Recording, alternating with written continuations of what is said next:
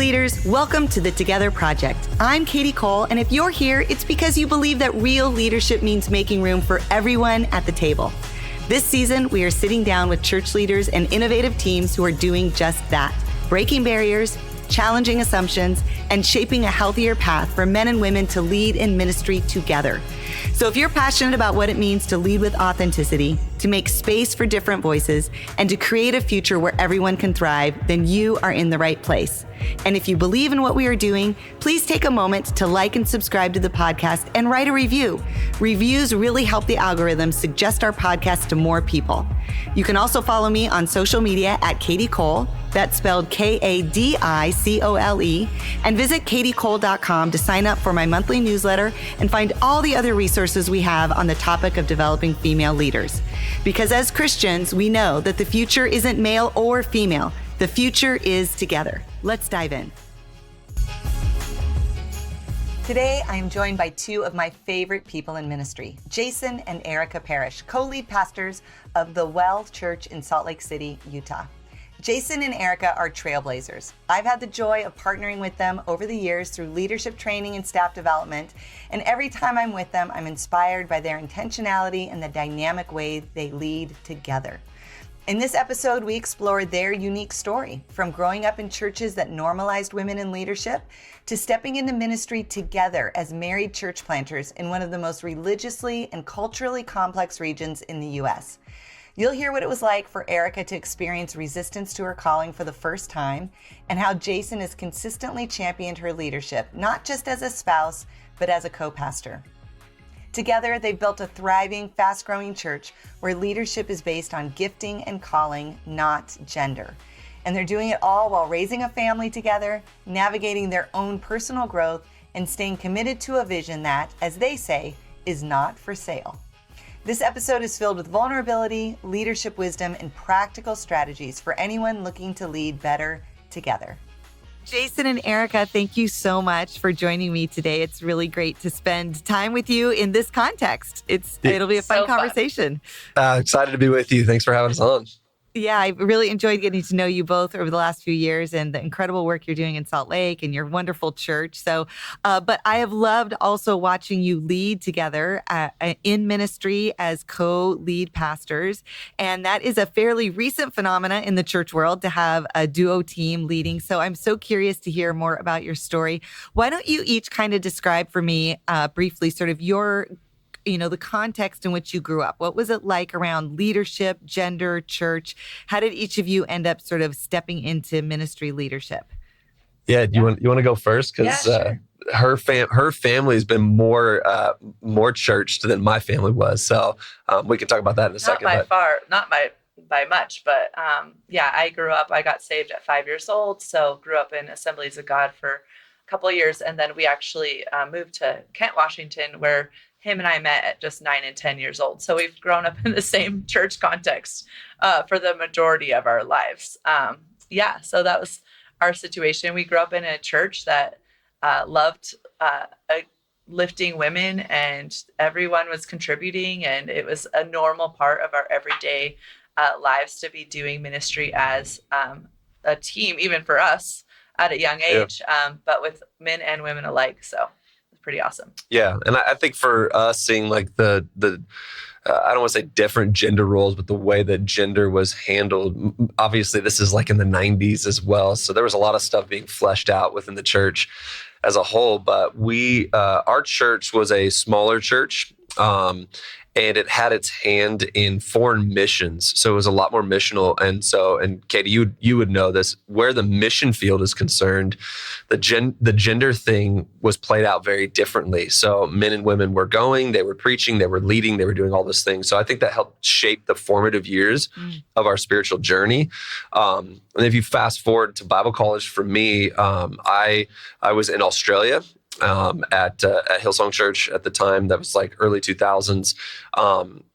And that was when I was really first introduced to kind of this co-lead pastor reality, both men and women working equally in different positions, all the way from kids ministry, youth ministry, preaching and teaching on the weekend, worship leading, all the things. And so my paradigm was really open during that point. And I think, again, started to shape who I was as a leader and who I wanted to be as a leader moving into our church planting journey and who we were going to be leading together.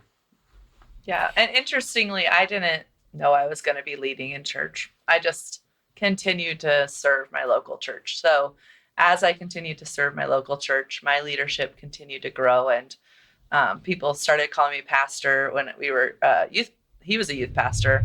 And I was like, oh, I guess we're going here. So interestingly, it's not like I introduced myself and said, I'm going to be a leader, but just continue to honestly serve and love our local church. Yeah.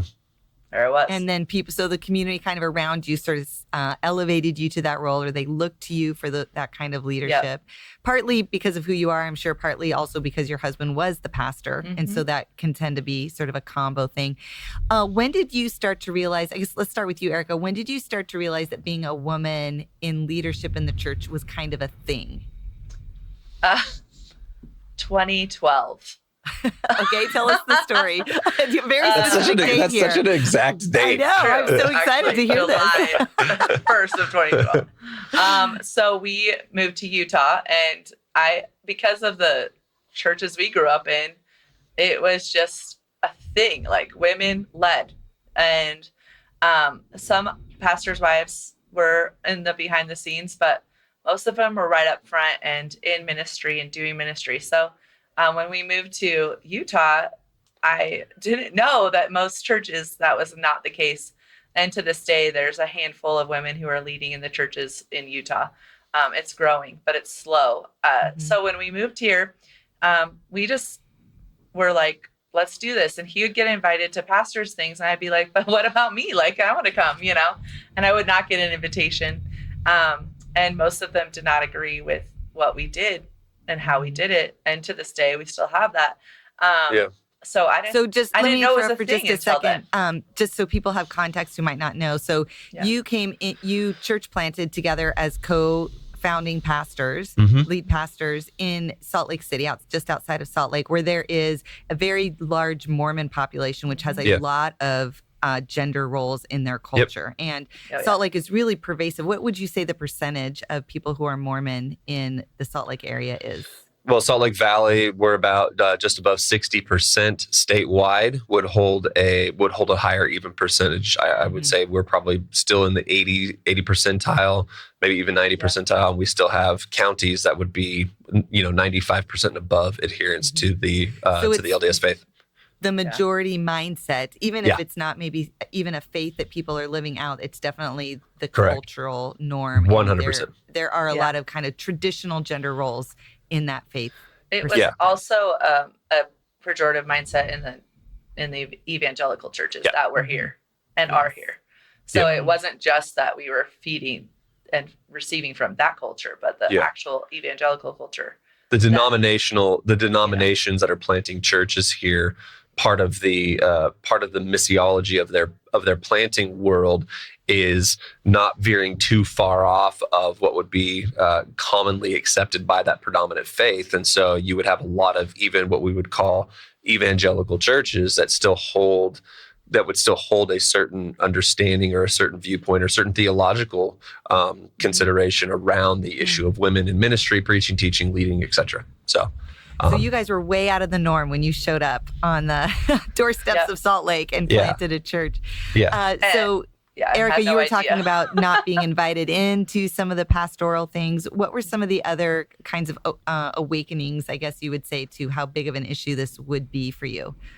Well, so within about a year and a half or two, I think, into ministry, I had always been doing things like MC and praying over our church and things like that. But I spoke a message for the first time, and while I was speaking, people left. So after service, we had people who were like, I knew she was a pastor, but I just didn't think she would be preaching. Speak. And so that actually kind of was a moment of real insecurity, honestly, because I had been built up in such confidence that I can use my gifts. And already when you get up and speak, it's already okay, a little stretching, right? So then that was really the first in my face moment in our own church that we were building, to have, people who were like, well, I don't think we can go here anymore because we don't agree with this. Yeah. And it took a lot to get back into the even courage of wanting to do that again. Even picking up a microphone for emceeing at that point, I had to like really shake out of that I did not put myself in this position. I did not invite myself on that stage, and that God had a voice in me that he wanted to use. And so, and mind you, she's leading, and what made this so jarring in the beginning phases of everything is that where we were coming from, she was utilized in a full capacity. So she's leading at a very strategic level. She's leading at a very high level within the church organization that we are a part of. And so she wasn't, when we say she's operating as a pastor, she wasn't in the background. She was she was in the forefront of it all, making decisions, giving input in high spaces of the church that we're a part in. So it was jarring to, in a couple different ways, come into a moment where our church is smaller. So now it's on both of our shoulders, obviously our team as well, but in the terms that we're in all the spaces now, and where she was used to having such support and such safety within a larger church organization that it was widely accepted. Now all of a sudden we're isolated, we're alone, we're in a place that doesn't see it the way that we've been in it all this time. So it met her face to face in a way that I don't think she was expecting, and I definitely wasn't ready to navigate. So we had an elder who eventually left because he didn't love it, and we're like, "What? Yeah. I mean, you've seen us doing this thing together. Like, I'm the one probably telling you what to do most of the time, right? Like, and so how are we here? Yeah. So it was definitely like, it was shocking, and it's still like a daily battle to keep, pursuing the gifts that are in me and to go forward, because, every single time I speak, I know there's people in the room that are like, you shouldn't be talking. So. Right. Well, and you are one of the most talented leaders I've seen in church. And so you definitely have a voice and belong there. But it really can get into your head when people are expressing, and, they're usually not quiet about it, expressing their disappointment or their disagreement with that. It can really make you question a lot. So, Jason, from your perspective, you have this talented wife. You guys are planting this church together. It's all hands on deck. Yep. Obviously, this probably you started to become aware of this issue and how big of a deal it is or was going to be. What's sort of your perspective in that journey? And what are some of the things that, as one of the lead pastors, you started to change or navigate or address in your leadership in the early days? My personality is, I have a tendency to be a little bit bulldogish at times, and just like, I don't want to play around. I don't placate to it. So I'll never forget. I sat down in the early years, and she knows this story, and we still laugh about it today. I sat down with an organization that was talking to us about financially supporting us. And Kadi, our planting story. So we didn't have all of the finances in the world when we first started planting, or when we first planted this church.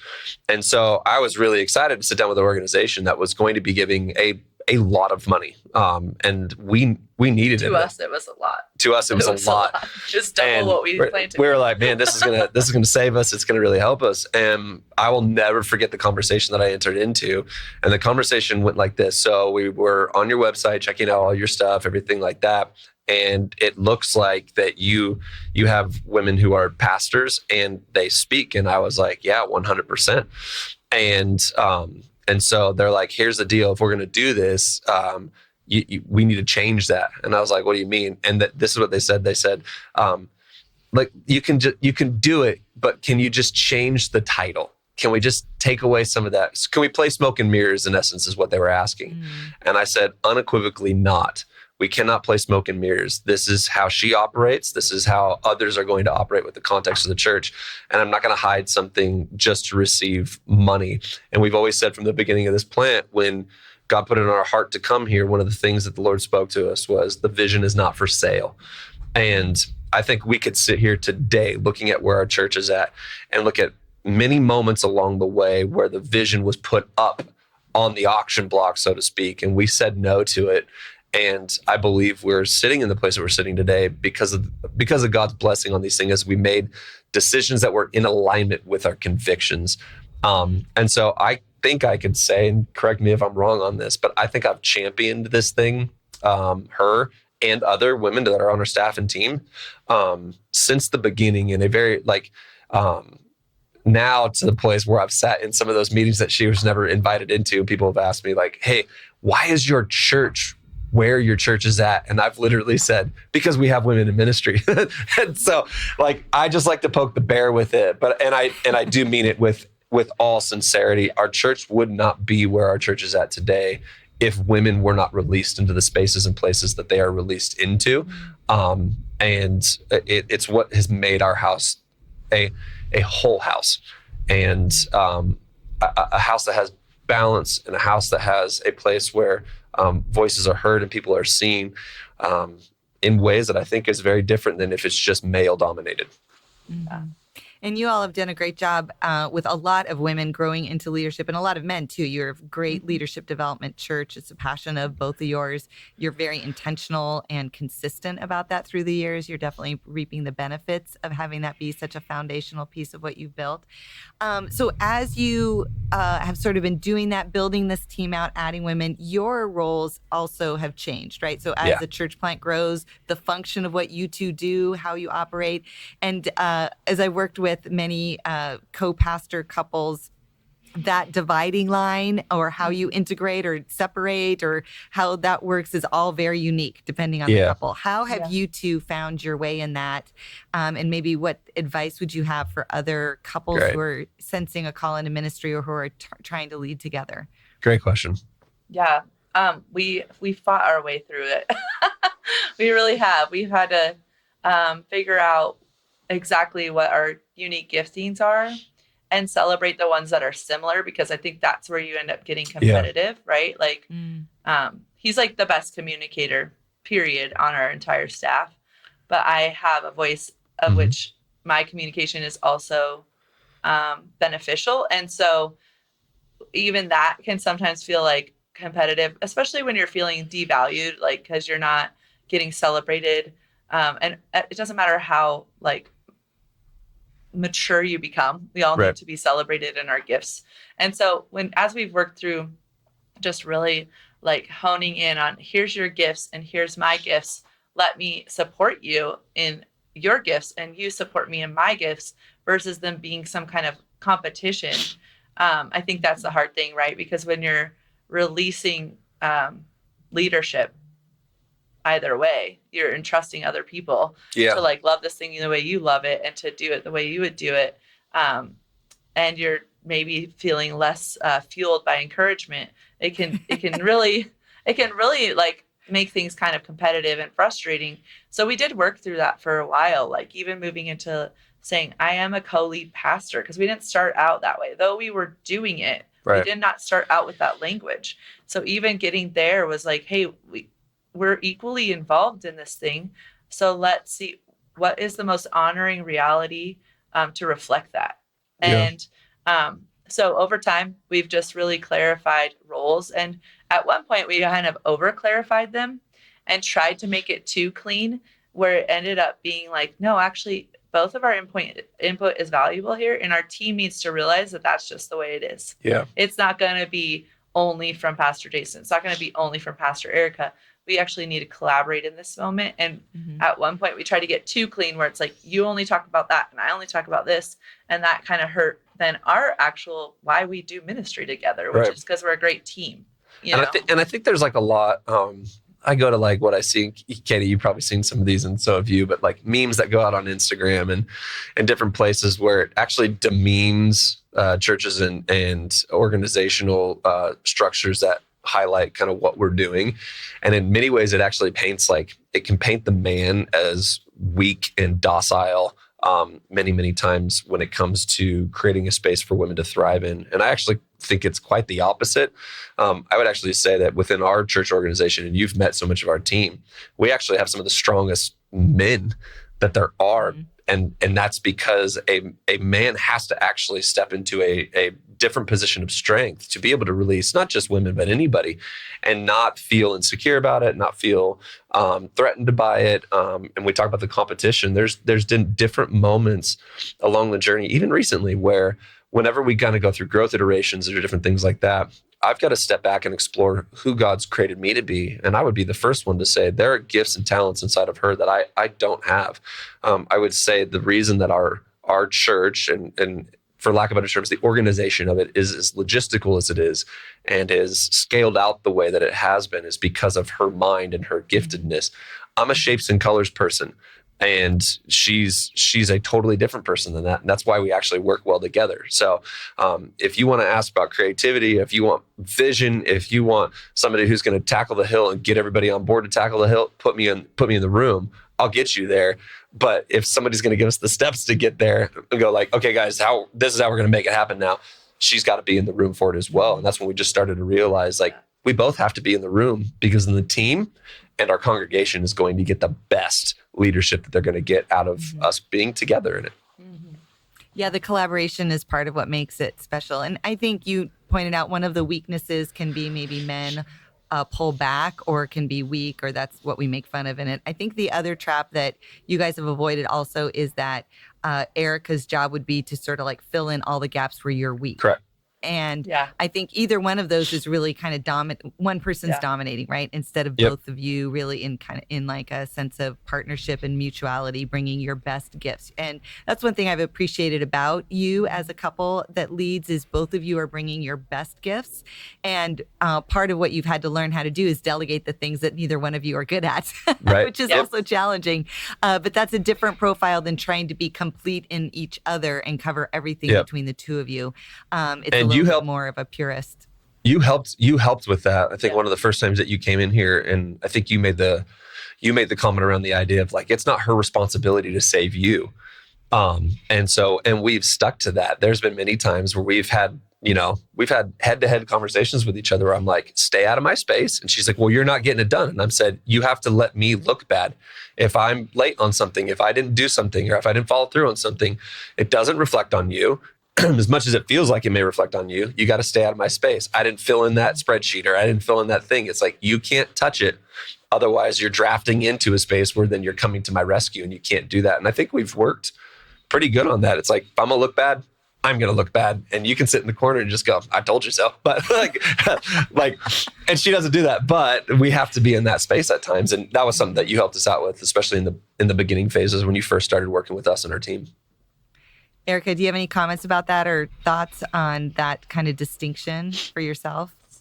As far as just kind of knowing my area and knowing his gaps versus my gaps. I think that it's difficult for me because I am a jack of all trades. Like I literally am a master of nothing, but I know everything, so I can tend to, if I need to learn something, I will figure it out. Mm-hmm. So I think for me, it's been interesting walking through and just like honing in on the things that I am good at. For example, the financial piece of our ministry, we would try to delegate that out. And each time it was just more frustrating for me than it was beneficial for the organization. So not that anyone did a terrible job with it, but just not the level of expectation that I had. And the natural ability for me to look at it and go, here's where we're at, right? Yep. So we've just had to decide, like, this is the area I will be involved in. Like, that's it. We've created safety nets. I don't touch money, all these things, but I am going to be the one that keeps an eye on this and continues to steward well what we have. And so there's things like that where it's been like, no, that we've tried passing it off, but it's just not fitting. And so acknowledging the things that I am great at and then releasing the things that maybe I could figure out, but I really don't need to keep doing. Right. Mm-hmm. And that has been tricky to continue to like release and delegate things because you want it to be done perfectly. It's your baby. And then you're releasing and entrusting it to others. And when it's not perfect, it's learning to be like, it's okay that it's not perfect. Yep. It's 80% fine, or I wouldn't have done it that way, but the job got done. So as a leader, releasing things and giving things to others so that I can then run into future things Yep. and look at the future in a different way than I could before has been beneficial. Yeah. And that's where, like, one of those places where if you talk about traditional gender roles, so to speak, where I've stepped out, like it is not my framework to be involved with some of that like the financial side of things, everything like that. I need normal numbers, big numbers, so that I can look at the vision. But she's been in a place where she's been in a very executive spot with it. And the way her mind works is very different. And so I've had to, when it comes to being strong men, I've had to step back and go, that does not infringe upon my masculinity to have her have a space that is seen in an executive way that has a tendency to be attached to males more often, and just be like, I'm good. Like, it doesn't bother me at all to see her released in that way and lead our organization in such a way that it actually keeps it healthy, sustainable, and safe at the end of the day. Yeah. It sounds like you all experiment a lot with this. You try something, it doesn't really work. You try something else, you sort of find your way. Yep. Has that been hard to learn how to experiment? Have you been quick to do that? How's your team done with that over the years? We're so good with this isn't working. Change it. Yep. Our team is too. Like, if they mess up on something, we don't have a fear of failure here, at the Well. So for us, none of us have ever done what we're doing today. Right. So we've never led a ministry this large, which changes every month. Every month we're saying we've never led a ministry this large, So we're okay with that tension of like, it's not going to be perfect, or this feels like the right decision, but so let's try it for a few months. And if it's not, we'll change it. Yep. So we're good with the change and the flexibility and the, need to find the right thing for the Well and for our organization and how we lead, versus just taking and pasting everyone else's ideas onto the organization, which we've tried to, and it doesn't work. I think ministry is more science than math. So 1 + 1 = 2. Where science, we're having hypothesis and we're going down a journey and coming to a conclusion of like, oh, it doesn't work that way. So we've got to go another route. And I think parenting is the same way. We all wish parenting was math, but it's science. And so I think we lead our church the way that we kind of parent, which is there's always a new iteration of who we are as mom and dad, because our kids are always growing. And so in this moment that we're in as a church, and Katie, you know this because you work with Erica a lot on this, but because of the growth of our church, because of how things have expanded and changed, it's almost like the kid is getting older, it's becoming bigger. And so for lack of better terms, mom and dad have to kind of figure out, one, how we interact with each other, and then two, how we interact with our kids. Mm-hmm. And I think it's the same thing with the church. Mom and dad have to figure out how we interact with each other at every iteration of this thing, and then how we interact with the church at every iteration of this thing. And I think that's kind of been a helpful framework for us to work in when it comes to how we view what it is that we're doing, because it's constantly requiring something different from us. Mm-hmm.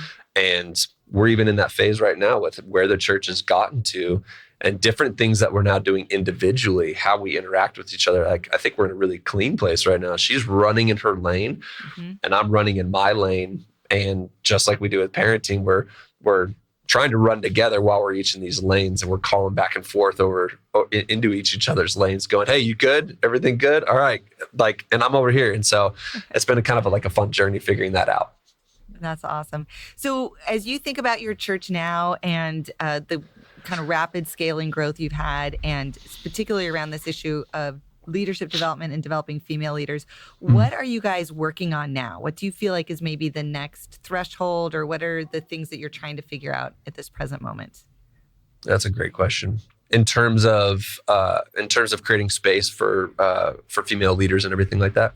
Yeah, around that, or maybe it's where the two of you are at. But I think more organizationally, what are some of the next goals or next things that you feel like you want to keep an eye on or address? Yeah, I think for us right now, in all of our space, especially where female leaders are concerned, because we have a lot of them, it's constantly working. And I work with many of them. It's not just her. So I think that's a great distinction to make. It's not just Erica works with the females and Jason works with the guys.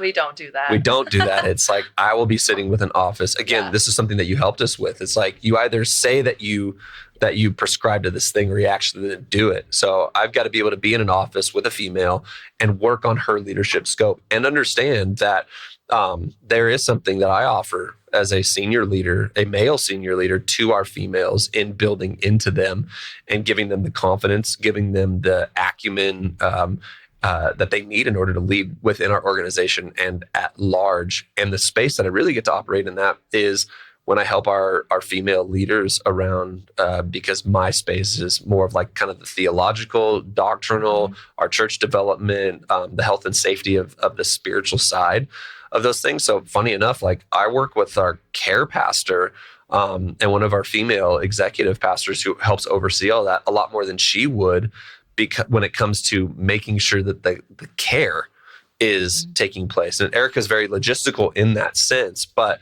I'll have a lot of conversations with those leaders, equipping them in that way, especially where our female leaders are concerned. So I think I hope that answers that question as to how we're working and developing in this space right now. And I think future forward, really the focus is next generation. So right now, like I am breaking down the wall every time I get up and preach. Yeah.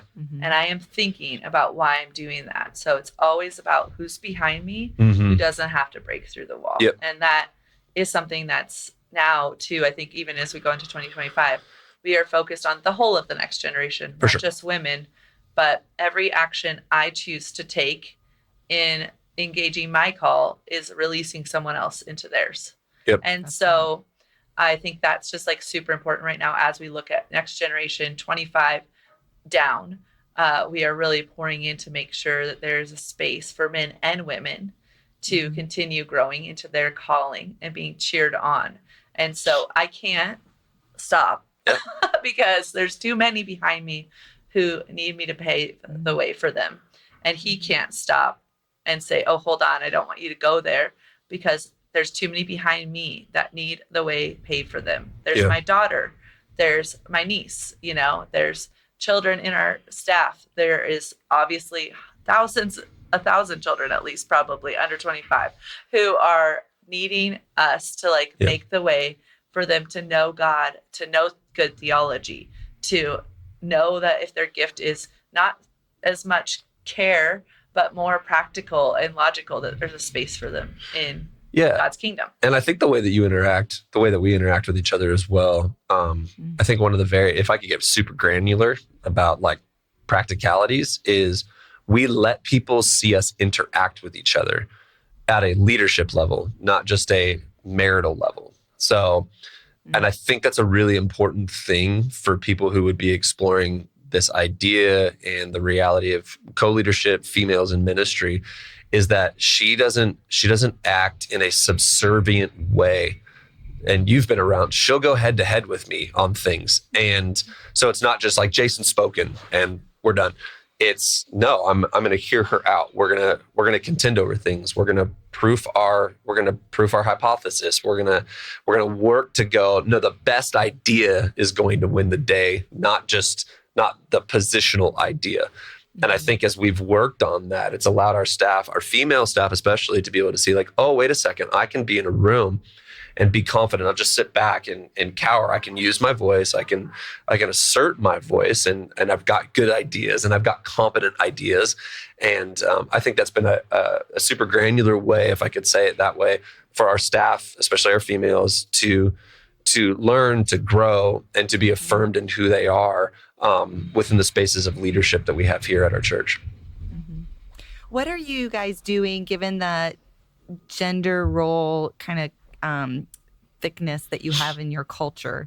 What are you doing to help men become more comfortable with women leading? Because I do think one thing we do see in churches, and even though we joked about it a little bit earlier, it is a tendency for men to sort of pull back or be scared of that or withdraw. And so then we see more and more women, and then we get unbalanced the other way, right? So the goal is not to have women in leadership. The goal is to have men and women leading together.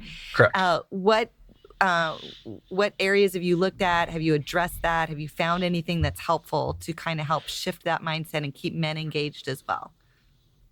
I think we've worked at having like a broadness in all areas and not pigeonholing genders into certain spaces. So like Erica, even though our next generation, especially where like kids ministry is concerned, is like she doesn't oversee kids ministry.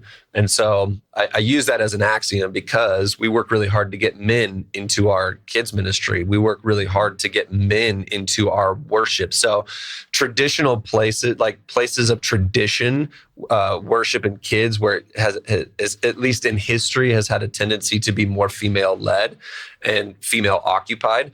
We've worked to bring males into that. So it's kind of like a counterbalance. It's not, like you said, it's not necessarily promoting women. It's actually getting men to own spaces that they haven't traditionally owned, which then I think levels out the water in it and says, no, actually. So it's like funny. Our house, for instance, Erica doesn't cook in our home. It's not because she can't. It's because I enjoy it and I'm really good at it. And our family is fed. And in traditional homes, men do the finances. And we have a house and cars and property because she does our finances. So it's kind of going to spaces where it's like, wait a second, let's not just box people in because you're a male, you should be good at this, and this. And I think we've kind of taken what we do in the home and we've overlaid it on the church and been like, no, guys, like teaching like by simple statements like, when a dad is home and a mom's away, he's not babysitting. He's being a father. Mm-hmm. Yeah. But yet we will say, common churches will say like that. Guys that are like, I'm babysitting this weekend. It's like, no, you're not. You're with your kids. So like simple statements like that can reframe culture. And we've worked that within the church as well.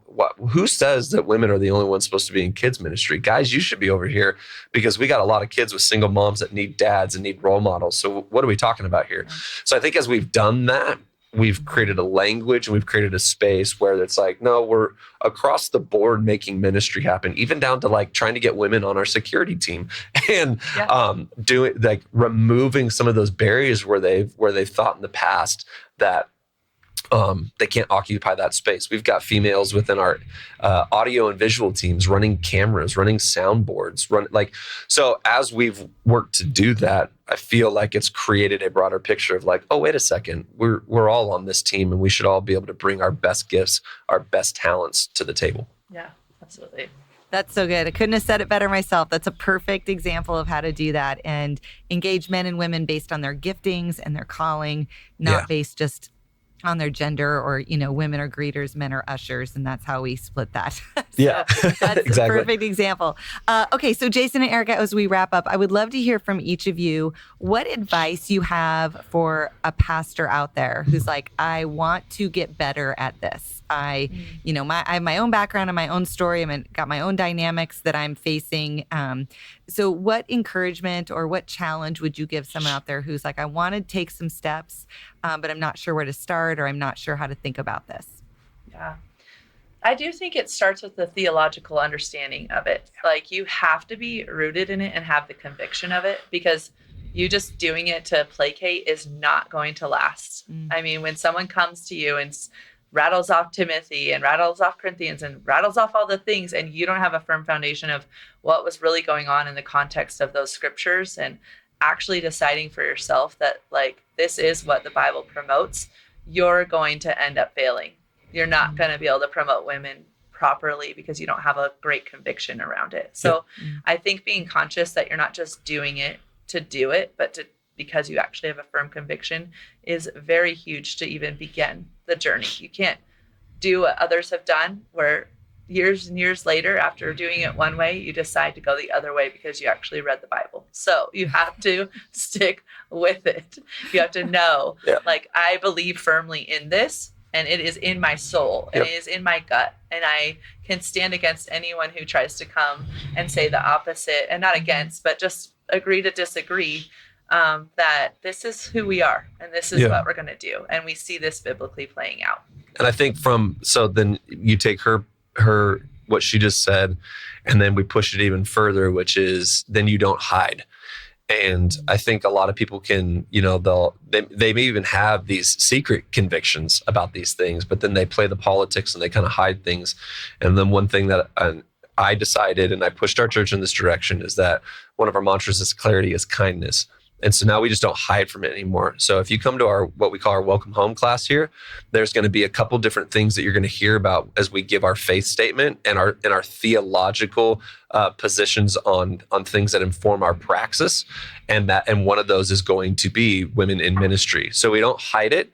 We put it out front, because I would much rather you connect to our church because you are in agreement with how we do things and what we do, versus finding out 6 weeks later, 6 months later, like, oh, I just thought they kind of gave them titles. No, we're out front with what we believe about the women in our church. And so I think once you get that your theological conviction, you get those ducks in a row, then it's deciding, I'm not going to hide the fine print or make it fine print. It's going to be bold letters across. This is who we are. This is what we do. This is what we believe. And this is how we operate. And that for us is actually taking a lot of the heat away, because now people just come and it's like, oh, they were just upfront with how they're going to operate around here and what they're going to do. And so it avoids a lot of conversations for us. People just, and please hear my heart when I say this, they just move on. And we don't have to contend over it. We don't have to fight over it as much. And I think one of the reasons that pastors and leaders have a tendency to back up from this issue is because for many of us, we just don't have the energy to fight over everything anymore. We just want to move forward. And especially, I mean, you would know this, we've talked about this before, especially in the current culture we're in, there's so many things to fight over. And we just decided, hey, one of the best ways we can avoid fighting is just be clear about what we believe, and people can choose their own path. And when it comes to where they're going to find community and fellowship within a church context. So good. Yeah, clarity is kindness. That's a really good way to say it. And your church is reaping the benefit of that. And for any of you who want resources around, there's obviously different theological views on this. We'll put some of that in the show notes that we have.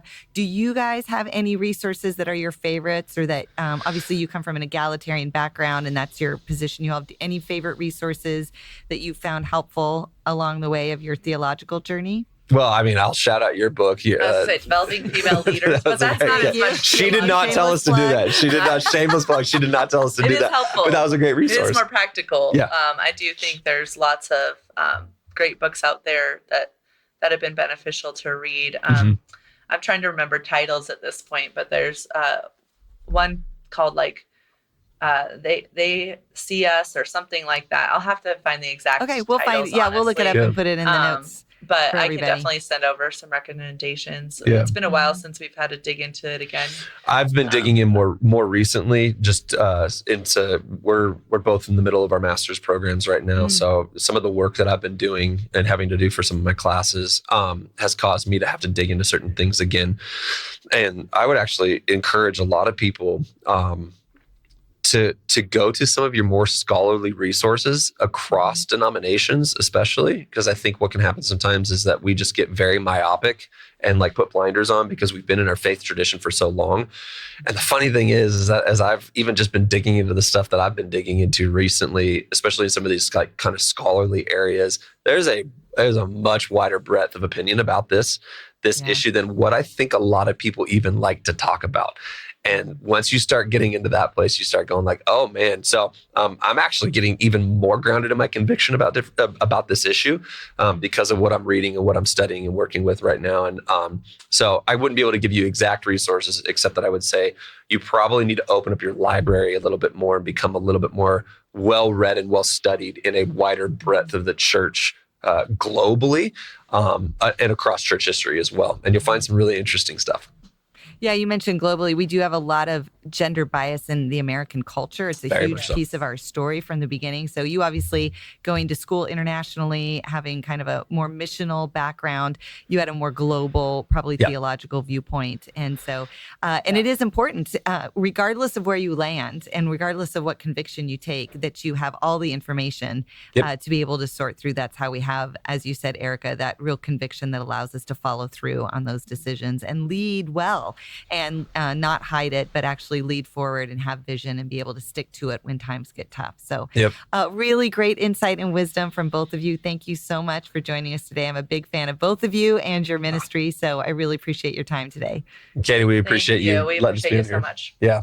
Thanks for being you and always championing us. So we love you so much.